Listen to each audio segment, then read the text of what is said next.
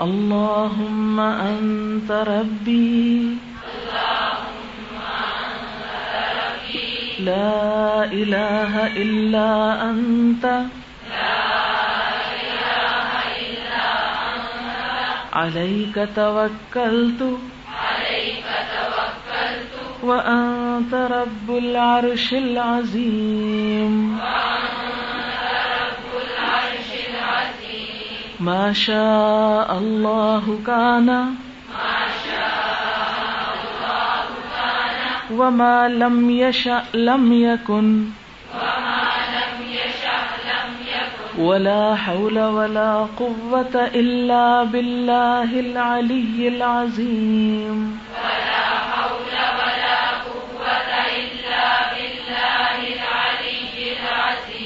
أعلم أن الله على كل شيء قدير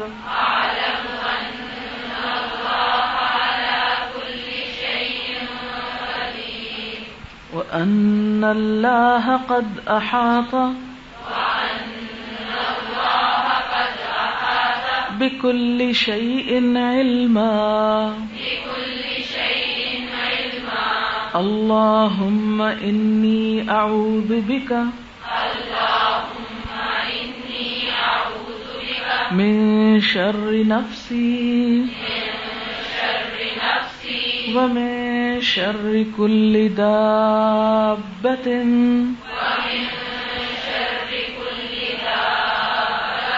ربي آخذ بناصيتها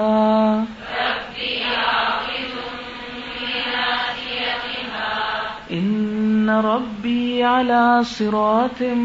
مستقيم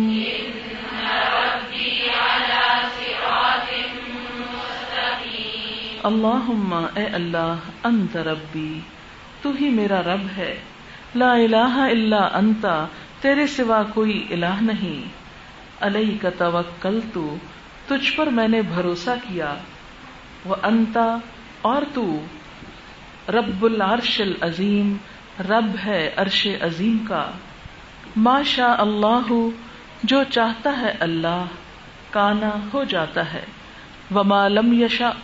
اور جو وہ نہیں چاہتا لم یکن نہیں ہوتا ولا حول ولا قوت اور نہیں کوئی طاقت اور قوت الا باللہ مگر اللہ کے ساتھ العلی العظیم جو بلند ہے بہت بڑا ہے عالم میں جانتا ہوں ان اللہ بے شک اللہ تعالی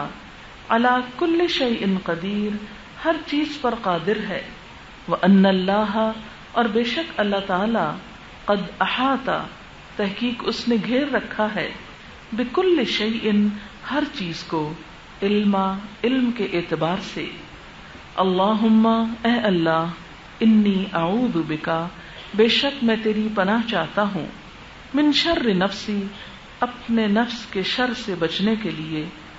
ومن شر کل دابۃ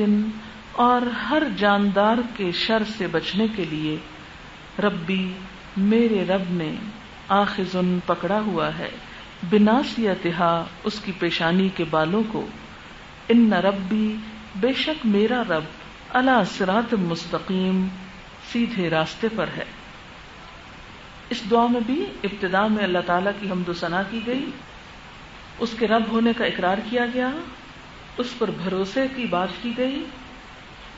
اور پھر اس بات کا اقرار کہ ہر چیز اللہ کے حکم سے ہوتی، جو وہ چاہتا وہ ہو جاتا ہے، اسے کوئی نہیں روک سکتا، اور جو وہ نہیں چاہتا وہ کوئی کر نہیں سکتا. ساری قوت اور طاقت صرف اس کے پاس ہے اور وہ بہت بلند اور بڑا ہے. اور پھر یہ دوبارہ کہنا کہ عالم مجھے اس بات کا علم ہے، میں جانتا ہوں، اقرار کرتا ہوں کیا کہ ان اللہ علی کل شیء قدیر، اللہ تعالی ہر چیز پر قدرت رکھتا ہے. وان اللہ قد احاط بكل شیء علما، اور اللہ تعالی نے اپنے علم کے ساتھ ہر چیز کو گھیر رکھا ہے، کوئی چیز اس کے علم سے باہر نہیں، وہ کسی چیز سے بے خبر نہیں. پھر دعا مانگی گئی کہ اے اللہ